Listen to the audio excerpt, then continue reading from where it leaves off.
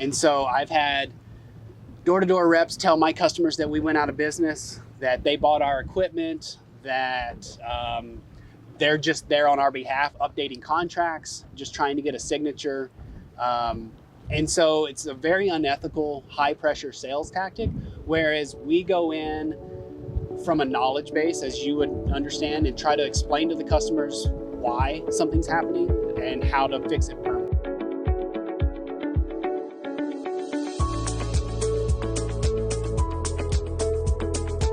Hey guys, this is Give Us It podcast. We're out here on the lake. It's starting to get a little windy, but I'm with the guy who freaking rips. He can rip a golf ball, rip a snowmobile, and I can't wait to see him on a kite surf because I'm sure that's freaking amazing too. But just your name, company, and a little bit about what you do. Sure, my name's Leibfritz. I own Hybrid Pest Control.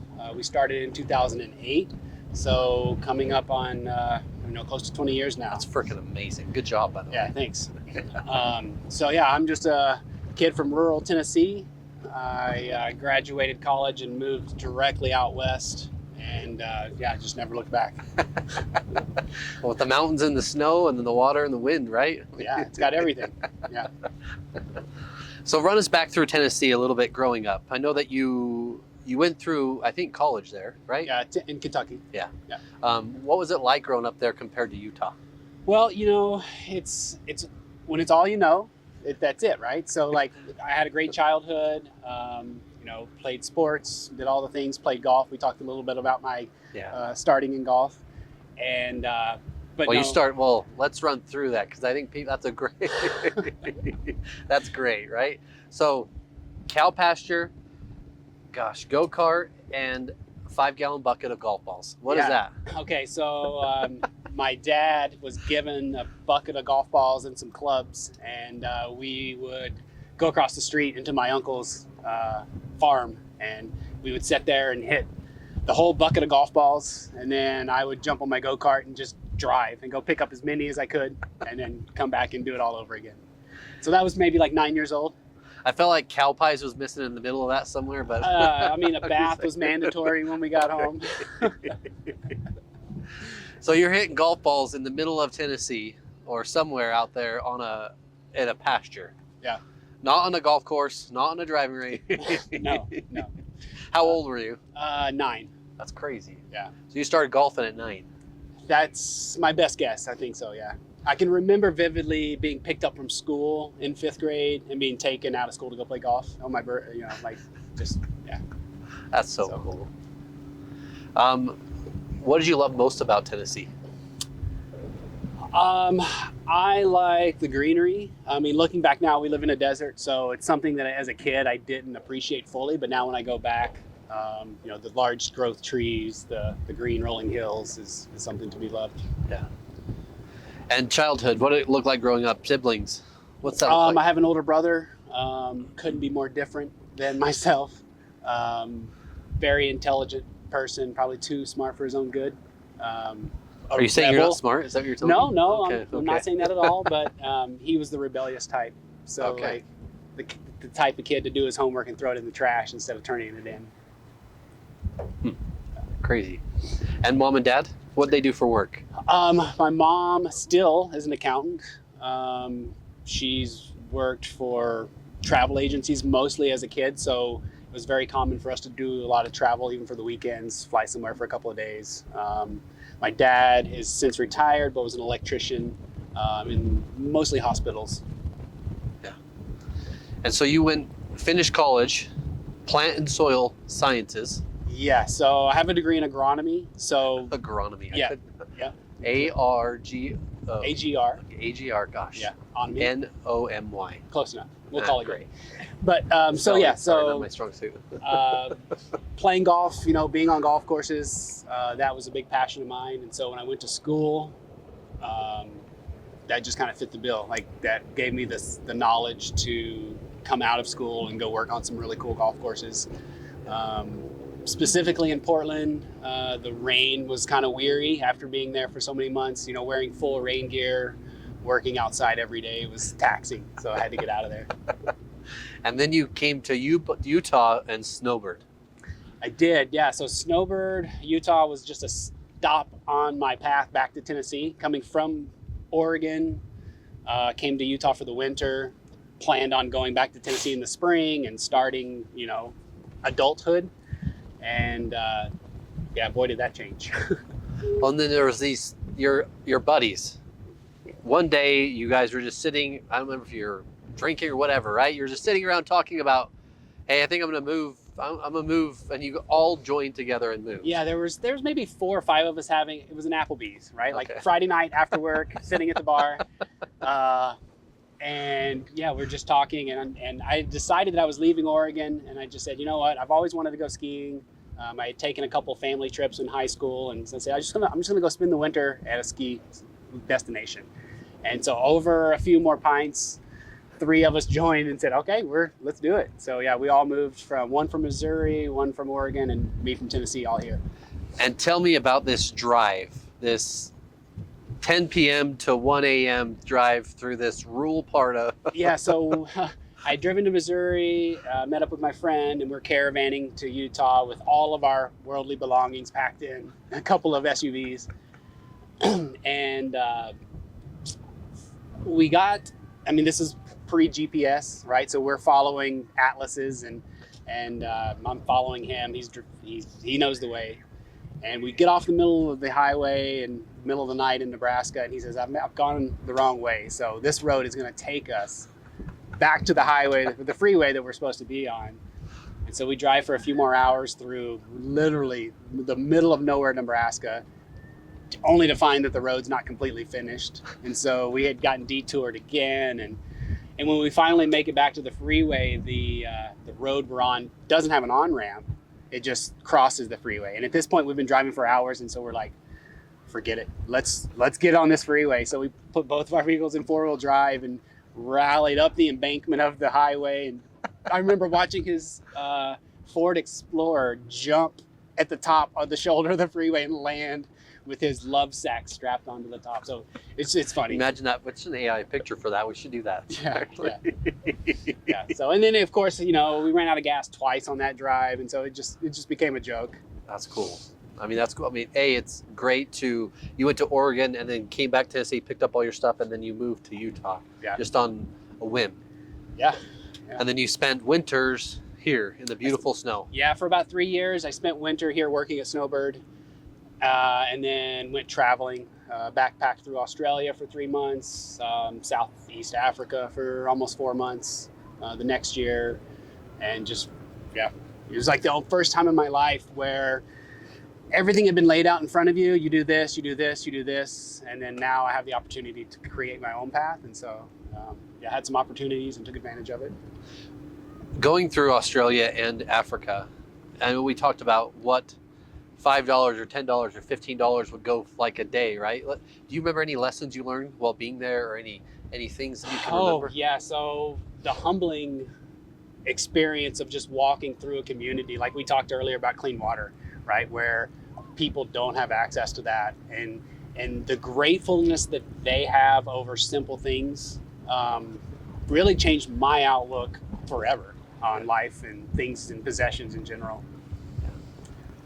And I don't remember specifically, it was 08, 09, or 06, but you had met Ginger, your wife, in the locker room up at this destination that you just decided to come to randomly. Yeah, so we met in the employee locker room of Snowbird, which is funny because, skiing at that point was a big part of my life. And well, if I'm being honest, she ski circles around me. So trying to keep up and pretending that I'm a good skier, but I'm not.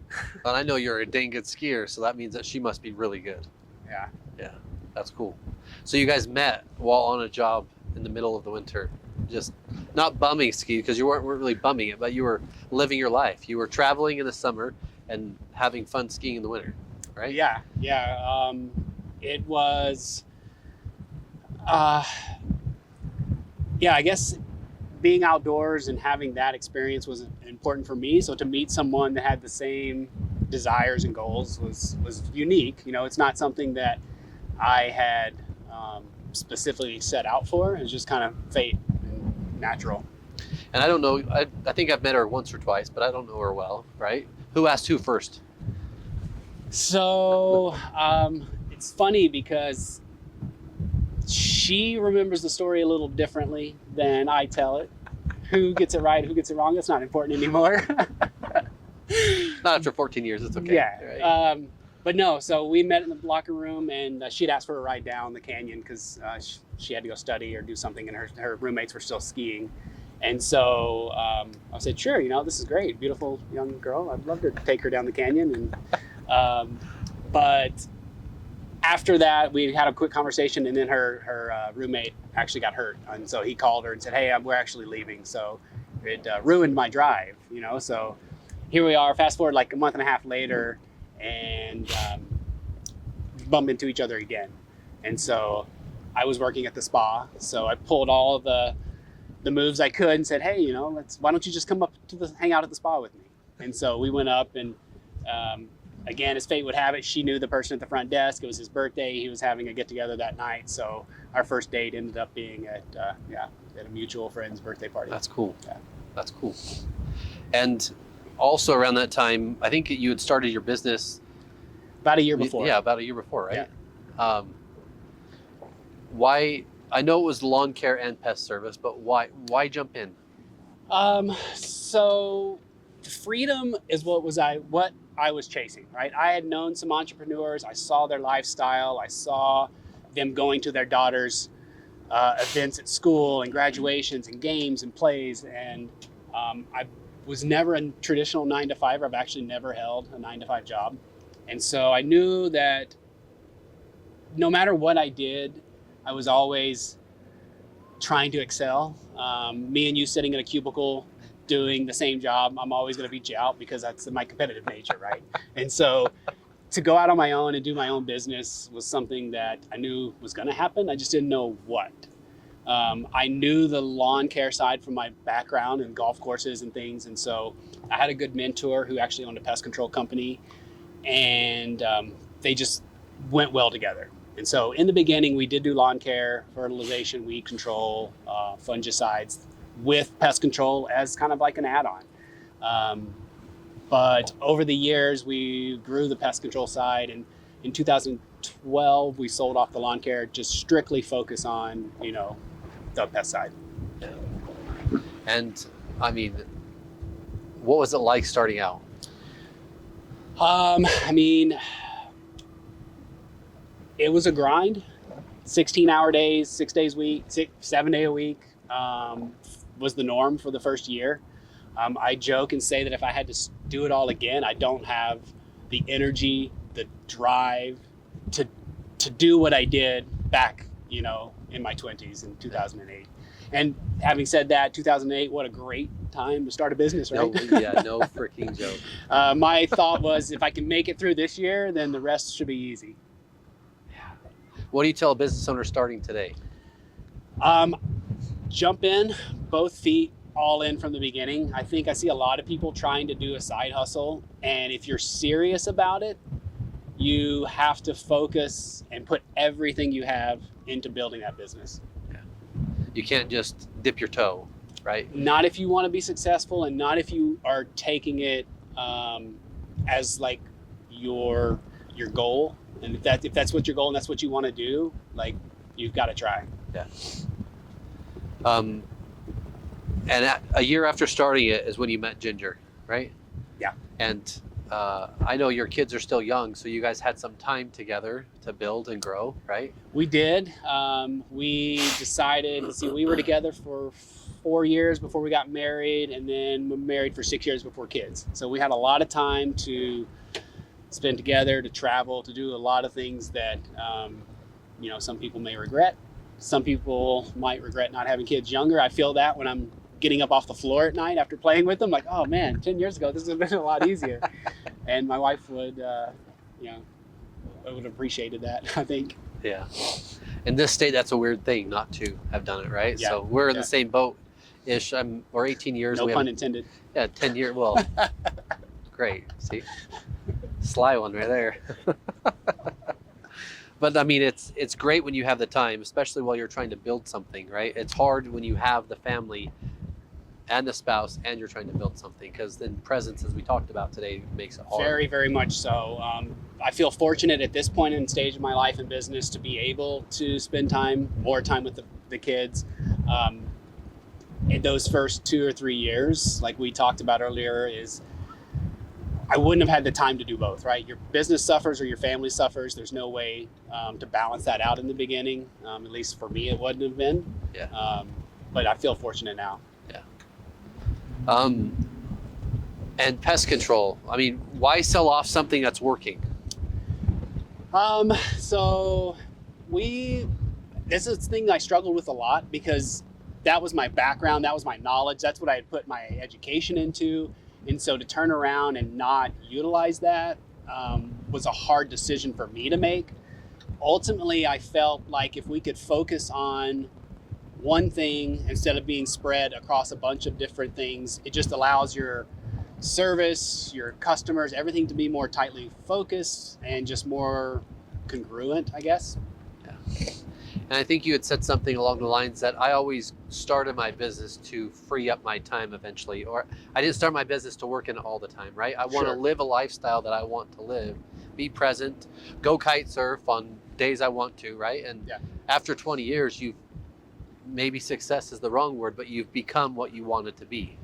I would say that success for me definitely looks like that. I still work a ton, what doesn't get seen is me at midnight doing payroll or running reports at 4 a.m. because I wake up in a panic that I forgot to do something.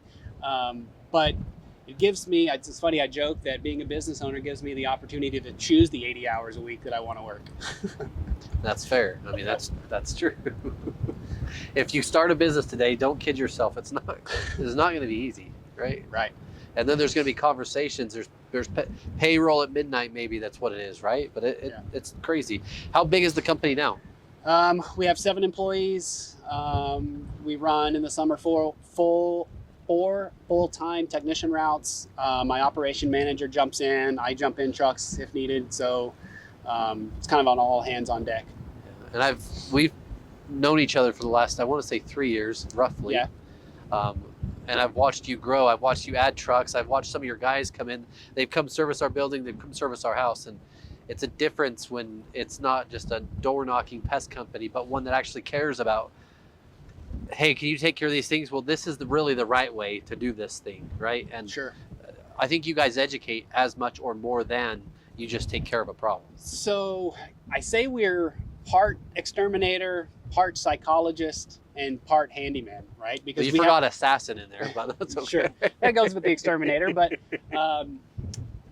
giving people peace of mind is very important for us, and just being transparent. That's one of our core values, is just being upfront, honest, and telling people what to expect, right? Like, we're not going to eliminate every bug from your house. You walk outside on my back porch, there's ants on my patio, and it's not my goal to eradicate every insect or pest on a property, right? And that's one thing that I battled and struggled with my lawn care, is we were putting down 300 gallons a day of chemical into the environment, right? Like fertilizer, weed control. Yeah. And I wouldn't say that I'm an environmentalist by any means, but I do appreciate nature and I want to protect the planet as much as possible. So that was a moral dilemma for me, and one that ultimately played in the part of selling off the lawn care side. So when we go to an account, our focus is to use as little pesticide as possible to give you the control results that you need, right? And that may be different for your warehouse or your house versus someone else. And so we have that conversation right out of the get-go to see, what are your goals? What do you want to get out of this?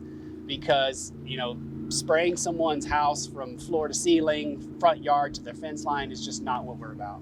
Yeah. And I said this about Mike too, but your team generally loves and supports you.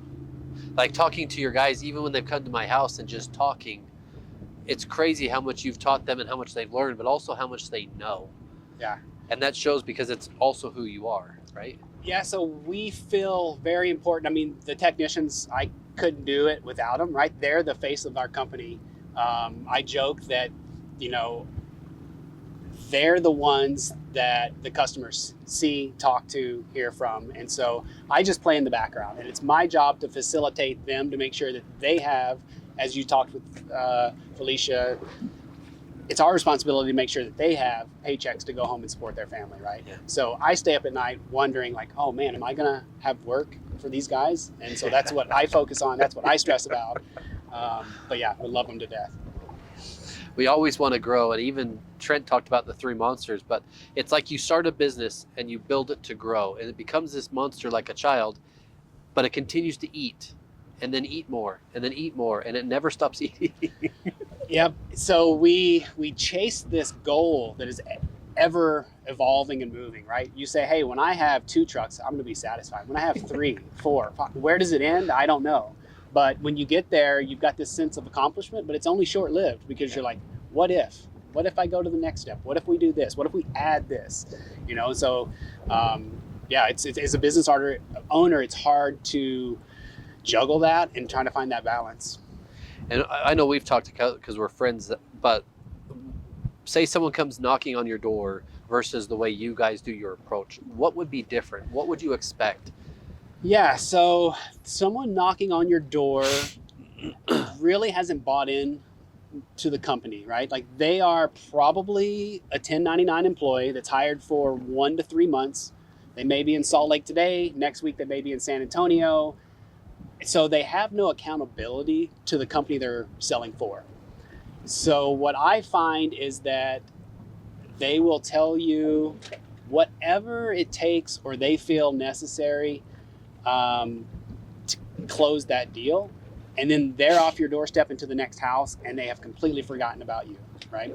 And so I've had door-to-door reps tell my customers that we went out of business, that they bought our equipment, that they're just there on our behalf updating contracts, just trying to get a signature.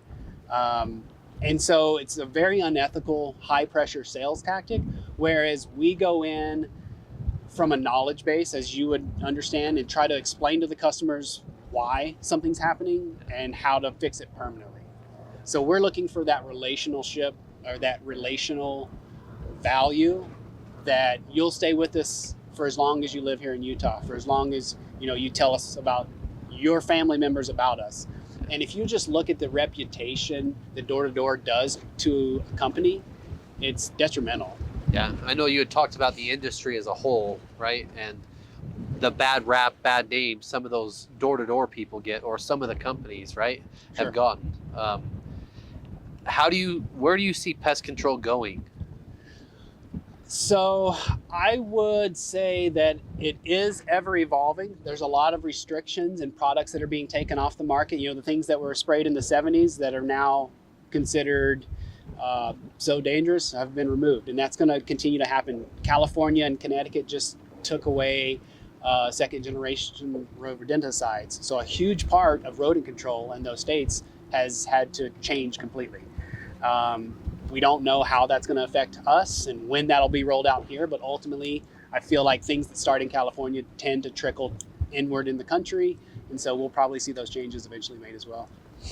How do you make, as a business owner today watching that's struggling and seeing maybe this change, how do you make a pivot? How do you make that change? I think being ahead of the curve is important, like going ahead and figuring out what's happening in California and starting implementing those logistics, those products, those tactics will just put you that much further ahead of your competition when those regulations roll out here. And why do you do it?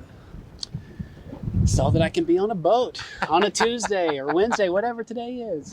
No, so seriously, I joke and said that if you would have told me that I would be an exterminator at 42 years old, my 20-year-old self would have asked what happened and what went wrong. My mom would be so disappointed. But in reality, it does give satisfaction to me to watch people get their lives back, people get their homes back.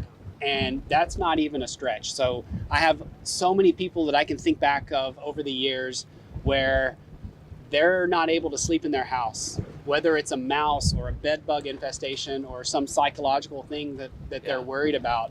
I've had customers living in hotels because they're afraid to go back to their homes. And for us to be able to go in there and safely eliminate whatever the case may be and give them their, peace of mind back, some good rest and sleep in their home, that's just, Especially since COVID, people were forced home so quickly, right? And then that's almost like a sanctuary. I know my mom treats her home like a sanctuary. Sure. Right? It's a place for should be your safe space. Yeah, it should be, right? And if you don't feel comfortable, like the peace of mind, kind of like you talked about, that's all part of it. Woo! There were some good waves there. So back to what we were talking about. I know for us, you've helped us with wasps, spiders, bees, even rats that were in a warehouse that moved some furniture that ended up coming indoor. Like we had to exterminate, it's crazy. So on top of what you do, what services are common in Utah? And then what do you guys do for services? Yeah, so I would say that the most common thing, ants, spiders, rodents, make up a huge part of the business, right? That's what we would call our general pest control, or GPC. That's what your door-to-door guys are going to come around selling, right?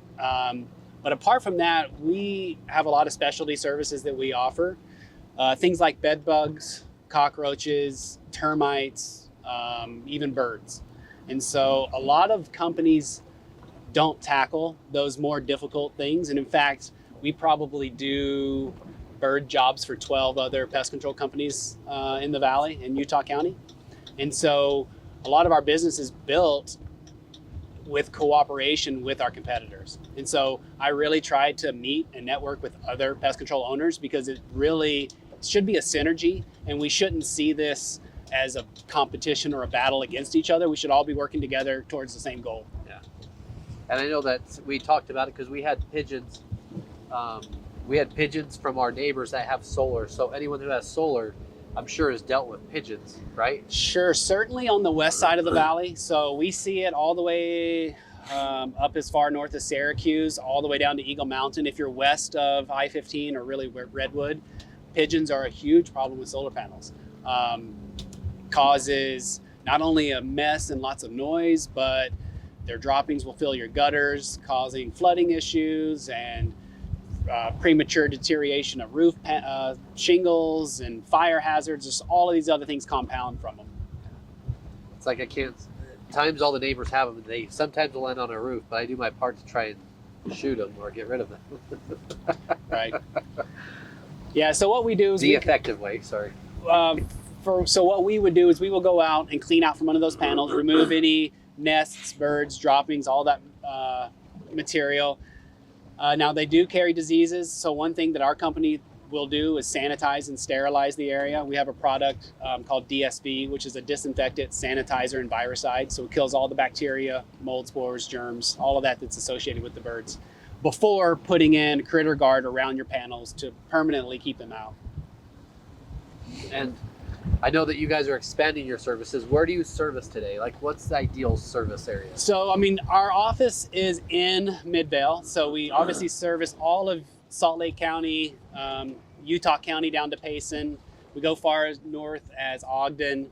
And then recently we've opened up the Wasatch back. So now we're servicing Heber, Midway. We already were in Park City, but we're expanding our footprint there as well.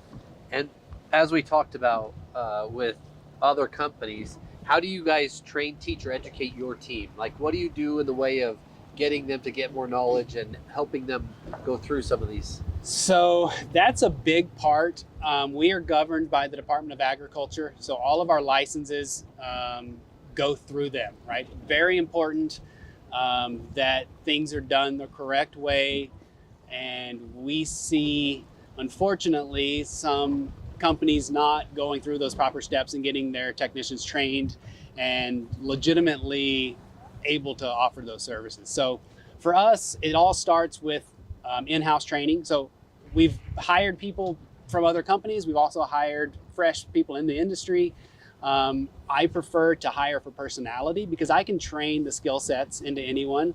What we look for is someone who wants to be committed to the company, who's a good fit with us, as well as our customer base. The company culture is important for us to make sure that we all get along, right? Because having that one bad attitude in the office really trickles down through everyone. So we really focus on keeping everyone positive, trying to stay supportive with each other. So yeah, apart from that, continual training is important, right? Things are evolving. We talked about products changing, labels change. And so even though we have the same product and we've been using it for 10 years, things get updated on the labels. And that's going through with one of the big products that we've used in the past is taking off turf grass as one of its labeled treatments. And so things that we've used for years to treat bugs in the lawn, that product is no longer acceptable. So making sure that our team is trained on those changes is extremely important. Why the name Hybrid? So at the time, we were running natural gas vehicles. Again, being a pesticide company, we want to try to limit our impact in the environment wherever possible. And so using natural gas, clean burning fuels, as you know, Salt Lake has a terrible inversion problem and air quality issues at times. And so that was our way of saying, this is what we're going to try to do. I can't wait for our vehicles that we use in the company fleet to come out as an electric version, because that'll just be the next step for us. But the hybrid came from us trying to be as environmentally conscious as possible. And how important is a support system? Oh, it's huge. I wish, as a business owner, like you're kind of the top of the ladder. And as the years have gone by, there's been so many times that I sat by myself wondering who I could go to, who I could ask. And so, I met you through a business organization that I'm very thankful for, that I have a bunch of peers that now I can go to with any employee related question or business related question, and have a group of people that have been through it and know more than I. So it's just having that support has been really, really helpful. It's almost like a board of directors without having a board of directors. Yeah, exactly. Yeah. It may cost you a lunch. That's it. Lunch or golf or even like kite surf. There's two of your guys out here. Yeah. It looks like two people you may know. And as you grow, like what does it look like for you? Let's say the next 3-5 years. What's your path? So I think the biggest path for us, as I mentioned to you, we brought on bird jobs this spring. We've done them in the past, but this year we actually are marketing towards them and advertising for it. And so that's been a huge increase in our business this year, being able to primarily exclude pigeons from solar panels, or removing birds' nests and babies from vents, mainly exhaust vents that are broken, dryer vents that they're able to access. Apart from that, the move to Heber now has opened up a new territory for us, and so taking on those jobs will be some growth pattern for us. And I know you've already answered it in some ways, but what would you tell maybe someone starting out in pest control today? What would you tell them? Do the right thing, right? Like it all comes down, it'll come back to you, right? And I feel like a lot of industries are experiencing the same thing, where I could go into a crawl space, tell a customer they have termites. They're probably never going to crawl down there and verify what I tell them, right? But the one time that person does, and they call me out, that's ruined my reputation forever. And so I tell my guys, be honest and do the right thing. Everything else will fall into place, right? Like if you break something, own up to it and just admit it, tell the customer, because they're going to find out. And the difference in attitude for that customer, in fact, some of my most loyal customers has come from a time where we messed up. Like we broke something and we owned it, went to that person and said, hey, look, this is what I did, but this is how I'm going to make it up to you. And that makes a customer for life. And customer service is a big thing, especially in a service business, right? Yeah, so as pest control goes, we all have the same access to the same products, right? The same training tools, the same materials, the products, services. It's how you and what you do with them that makes the difference. Right, and we do have a couple, I know you know, but not many people know, we have a couple trade secrets that we do that maybe levels our service up beyond what some of the competition does. That's so cool. That's so cool. I don't know if you guys can see that, but that's what he does for fun right there.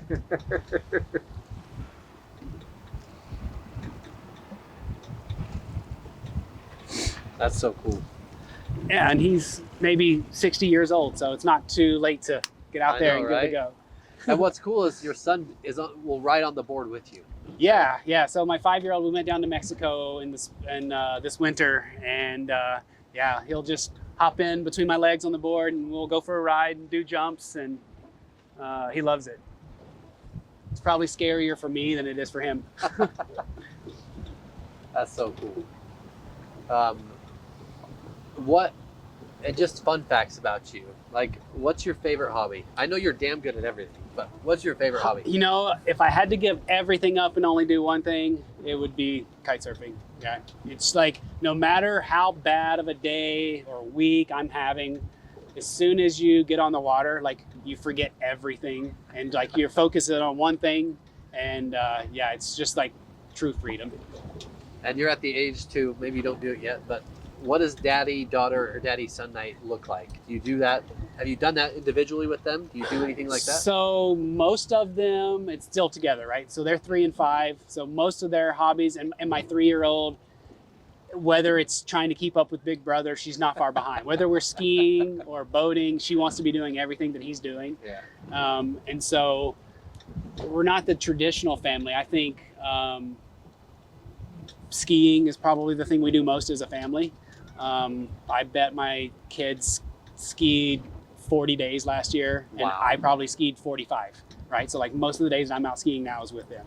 That's so cool. And then what does it look like? Because I know Ginger works too. What does it look like for date night? So date night for us, both of our families are in other states, and so it's been really hard, especially as the kids were really young. So we have day dates. So that's when we can take the kids to daycare, drop them off, and it's usually skiing.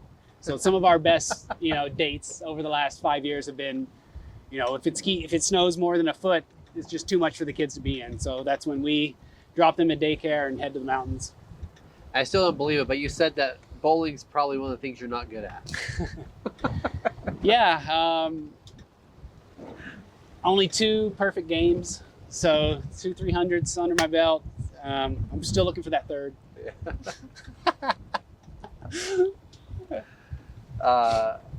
Okay, what's your favorite season of the year? This is a battle in our family because even though I moved here to ski, I think I enjoy summer more Really? so now. I would not have guessed that. Yeah, so my wife is winter all the way. So for me to pull her to Mexico in the winter was really tough.